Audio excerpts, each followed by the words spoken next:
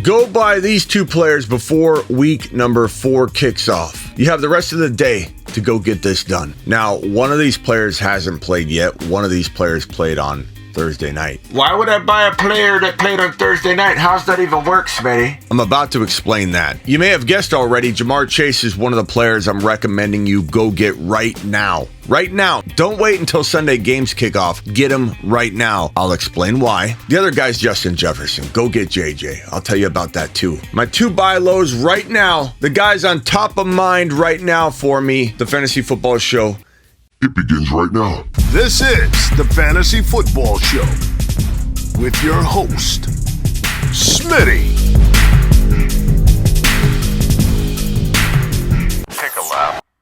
Okay, kicking this off with Jamar Chase. Let's just get this out of the way. Look, Jamar Chase is disappointing. Jamar Chase is not pulling his weight right now. His owners are fed up. I have a text line that I tell you guys about all the time that gives me some of the most powerful data in the fantasy football industry. What are you even talking about? My text line gets hundreds and hundreds of messages, sometimes every couple hours, and I have so much data. When you have big data to look at, you can tell a story. You can paint a very accurate story with a bunch of data. It's like having ADP data. There's a reason ADP data is so valuable. It's because it's a massive number of people and looking at the pattern and coming up with the average of what everybody's doing, what everybody's thinking. ADP data is very powerful. This is like mid-season ADP data. I got the temperature of what the average fantasy football owner is thinking. And when I start seeing something repetitively, like freakouts about Jamar Chase, Smitty, I'm done with Jamar. Smitty, I've had it. Jamar's gone. I'm sending Jamar away right now. Smitty, I am absolutely fed up right now. Jamar's dead to me. Freakout city. Complete freakout going on. And I know the knee-jerk reacting is in full effect and you can take advantage of it. I know a lot of people get mad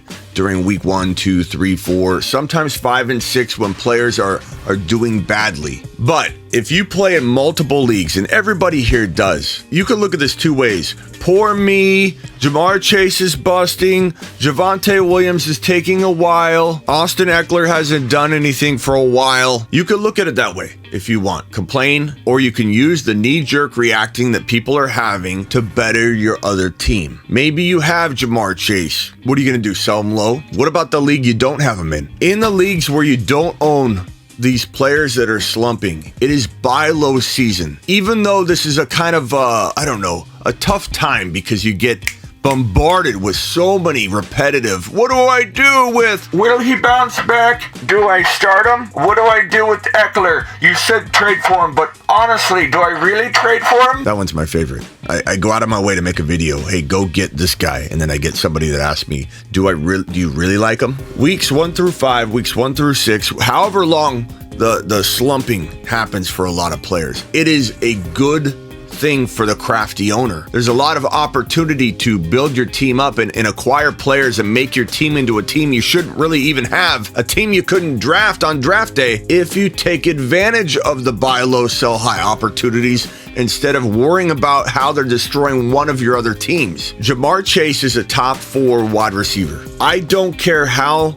bad of a start he has. I don't care if Jamar Chase does very little in week number 5. I could care less because my eyeballs tell me the kid's gonna bounce back unless he gets hurt, which I can't prevent, and there's no indication as to him being a high-risk wide receiver for injury. Unless he gets hurt, he will bounce back to a significant degree. I'm buying him at every turn I can because this guy has 2-3 TD capability type of games in him. He almost proved it in week 1 when he didn't convert on 2 touchdown opportunities in the end zone. He already pulled in 1. He would have had 3 touchdowns in week number 1 had he converted on 2 other very close touchdown conversions. I mean, it's his fault. He didn't convert. That's on him. That's part of the problem. But the talent is there.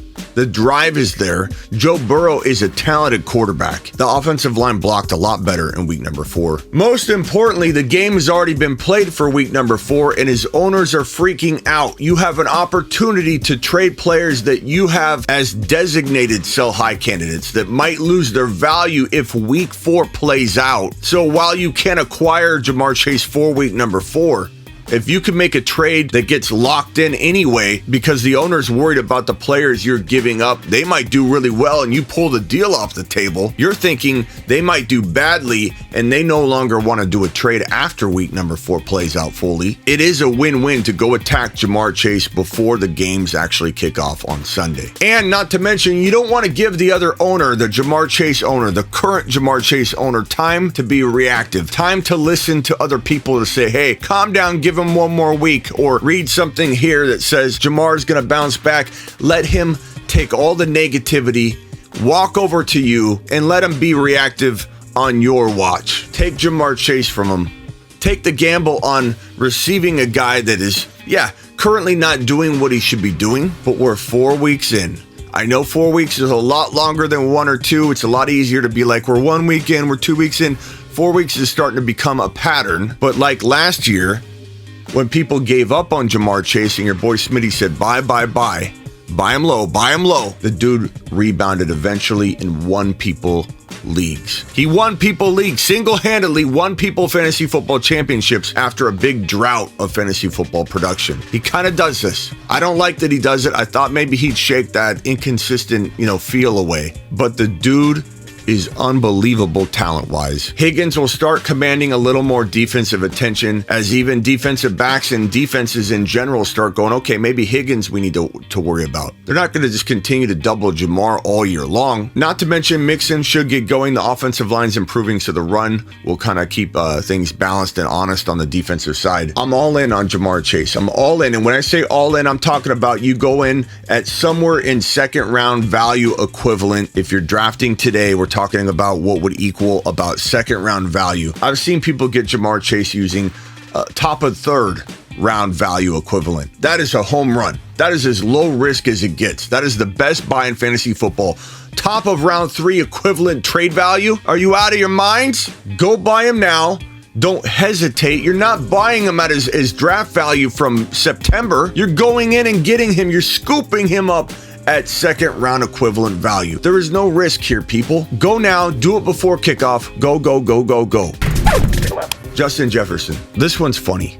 This guy's if I'm drafting today, this is a top 4 overall player for me. Cooper Kupp, JJ's still top 4 overall for me in PPR. I don't care how slow starting he is. He's also had one good game like Ja'Marr Chase. They have both had a big monster game. So let's not pretend they haven't done anything for 4 straight weeks. And JJ still gets to play, for goodness sake. Go get JJ before this week kicks off. But I will tell you this, he's got a tough matchup, and it won't shock me if he comes out of week 4 having a little bit of a down week and his owners freak out even more, similar to Ja'Marr Chase, and then everybody goes, oh my God, the whole world's upside down. Ja'Marr and JJ are not top 4 wide receivers, not top 5 wide receivers. So if you miss out on getting JJ before kickoff, week number 4, he might continue his slump and have a mediocre game in a very tough matchup, and his owners might be even more likely to sell him. So if you miss out this week, don't fret. There still may be a buying opportunity. However, I'm not recommending you take that gamble. Go get him now because he's Justin Jefferson. I don't care about matchup and all. He could have 100 yards and a touchdown on any given Sunday. The moment JJ has a 100 and touchdown type performance,